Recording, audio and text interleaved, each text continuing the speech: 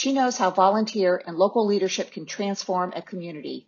Through her career in horticulture to her nearly 2 decades of serving as an AIB judge, Katy has seen how communities can be transformed into beautiful and vibrant places. Katy, thanks for being with us today. I hope you have enjoyed the Symposium in the Sky and have gathered many ideas that might help enhance your communities. We are hopeful that you will continue to let America in Bloom provide you support, inspiration, and vision as you look to the future. So now, what does it mean to transform a community, especially now? We are living through challenging times for sure.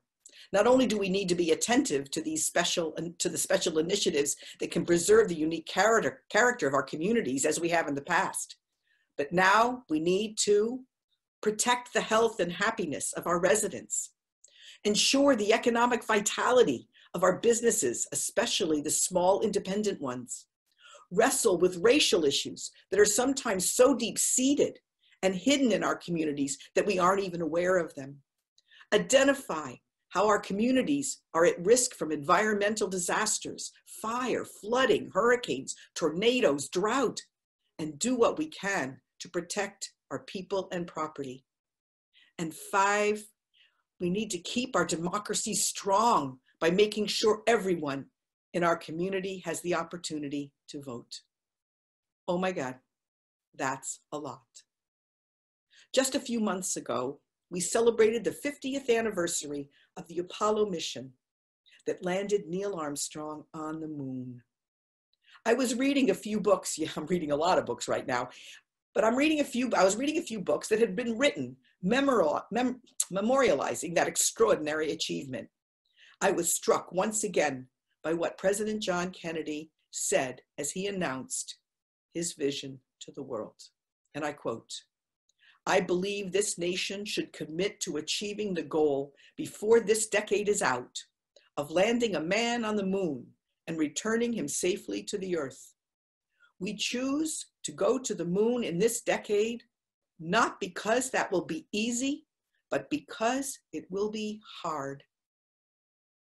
When we look at what it will take to make our communities beautiful, safe, healthy, prosperous, inclusive, tolerant, joyful, loving, festive, are we setting the bar high enough and the goals soon enough? Are we challenging ourselves to do what might be hard? As Peter Kageyama tells us in his book, The Emotional Infrastructure of Places, in order to build toward the larger solution, it is necessary to take small steps over and over again until we achieve the big result. He calls this recursion. For us, the big result is the transformation of our communities into unique places that are safe and healthy and happy, beautiful and inviting and thriving economically. So what are the small steps that lead to this bigger solution? I've spent a number of years focused on one of my favorite communities, Winter Garden, Florida. Some of you have visited this special city. They hosted our American Bloom Symposium a number of years ago. I will speak to a number of the small steps, important small steps, that have helped to transform Winter Garden, Florida. When I first came to Florida in 1976, Winter Garden was a community in decline. It had been a successful center for citrus, with not one but 2 railroad lines running through the center of town that would move citrus to markets up north. It was noisy and unsafe for pedestrians. It was not an attractive town. With 10,000 residents, most of the homes were simple wood frame structures. It was not a wealthy town. 3 back-to-back freezes in the late 1980s seriously damaged the citrus industry. The railroads stopped running. Storefronts were empty. Home prices plummeted. When I first went there for lunch in a little French cafe, I thought it was one of the scariest places I had ever been. And I grew up in New York. The city of Winter Garden is now a city with a population of nearly 50,000.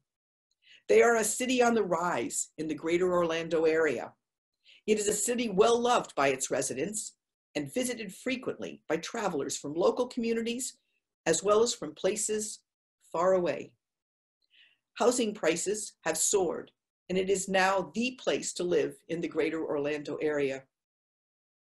There is not an empty storefront along their historic Plant Street, and each of the many restaurants are busy all day long with diners.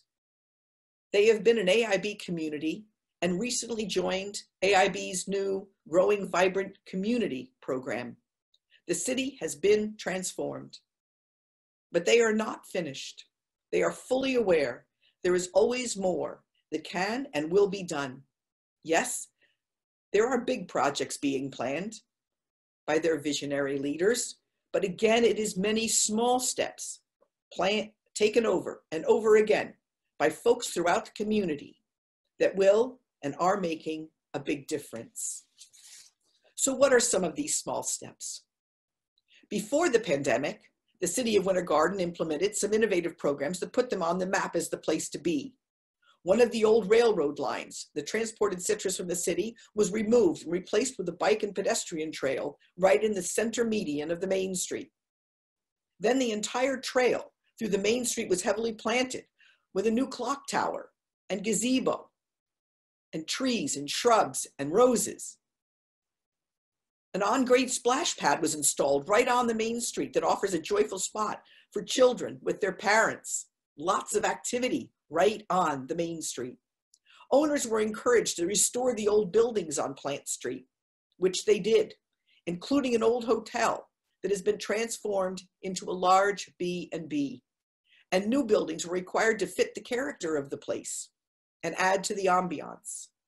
The addition to the Heritage Museum, which is located in one of the 2 train stations in the historic district, was designed to look like an old train station. The new Crooked Can Brewery was required to save the old trees and have the character of an historic brick building. And that was just the start. Festivals were held nearly every weekend to bring a festive character to the community and encourage folks to mingle downtown and shop and dine. A new farmers market sold local and fresh food and other locally made products every Saturday. Live music was staged under the gazebo on Friday nights. Great restaurants sprung up, taking advantage of the many bicyclists who were traveling right through the center of town. A beautifully designed parking garage offered free parking downtown and added to the fabric of the street. The historic downtown became the gathering place for residents from neighborhoods, old ones and new ones, throughout this growing city. Tourists from local communities and from distant communities came to visit Winter Garden. But the city manager was not happy with the quality of horticulture in the city. He would often say, and I quote him, "I can't tell them what I want, but I know it when I see it." He wasn't seeing it. He knew how important the beauty of the landscape would be to the success of the city. He was a finance guy, but he knew that the beauty of the city was important. After a couple of years in America in Bloom, he realized he needed to hire a professional horticulturist.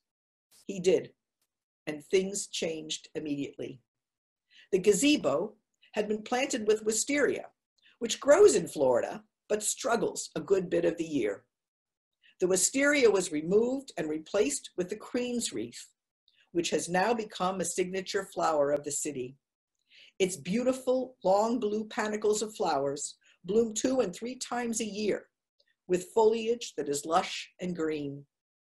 For me, it is a thrill to have residents and visitors photographing the flowers and wanting to know the names. Although flowers are important, having landscapes that are easy to maintain and look natural and lush is equally important. Winter Garden has enhanced its landscapes to include many tough native plants that need no pruning or regular care. Trees. Trees are important. A canopy of trees offers shade, slows down traffic, and offers a special ambiance. The main street in the historic district has been planted with lovely flowering crepe myrtle trees. Over the years, they had been hacked back badly. We call it crepe murder. With a horticulturist who knew proper pruning, these trees and all the other trees in the city are now healthier and growing more beautiful each year. Bringing volunteers together to learn about trees and plants and understand that the quality of the landscape makes a city a great place to be is important. Volunteers are important, and the city of Winter Garden knows it. In Winter Garden, the Garden Club held an event this year called 1,000 Trees for 1,000 Years. 1,000 bald cypress trees were planted in one day with over 200 volunteers. It was fabulous, exciting, wonderful. It was a beautiful day.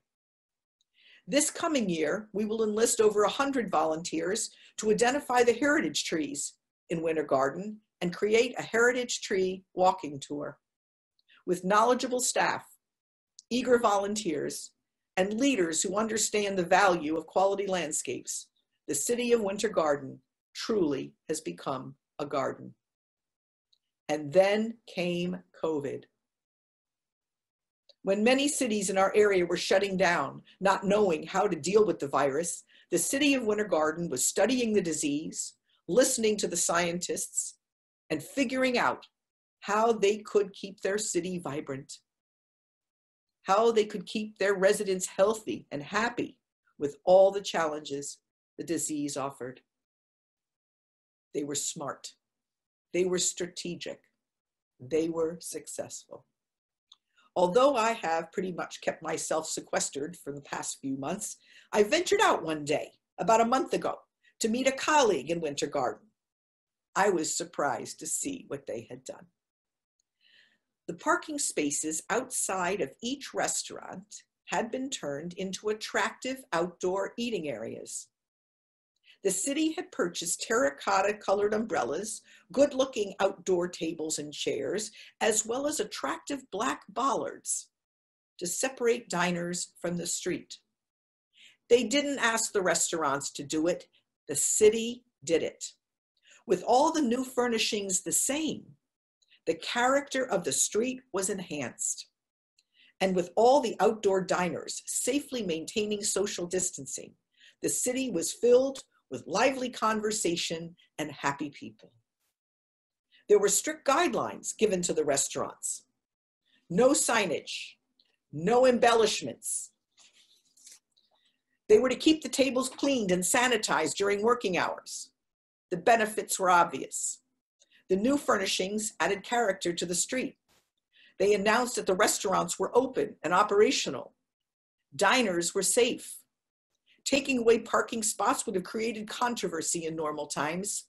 Seizing this moment, seizing this opportunity, caused no pushback at all. And there is a good chance that this will continue after the pandemic subsides. I was so impressed with this creative and smart response to COVID that I met with one of the city leaders, that horticulturist I told you about, who is now the director of horticulture and recreation. And she shared with me some of the other bold and innovative, creative and smart things they have done to keep their city vital and the residents healthy and happy. They have been successful at keeping their city open. And I'll share, I think I have about 6 things that I want to share with you. Oh no, 8 things I want to share with you.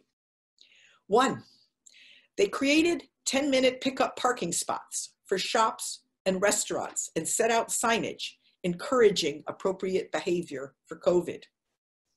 2, they hired 3 new downtown ambassadors. I bet they could have gotten volunteers, but they didn't. To help with curbside pickup, clean tables and close umbrellas at night. The city took the responsibility of doing the final cleaning and setting down the umbrellas. 3, they held camp for 2 months over the summer with over 1,000 young campers participating. That was probably considered pretty scary. But they implemented stringent safety regulations, including a safety orientation for all kids, masks at all times, temperature checks each day, and each child was asked health questions each day. They cut out field trips for the kids, but created new local adventures where they could control the conditions. They had no COVID cases in parents, counselors, or kids. Neighboring communities had canceled their summer camps.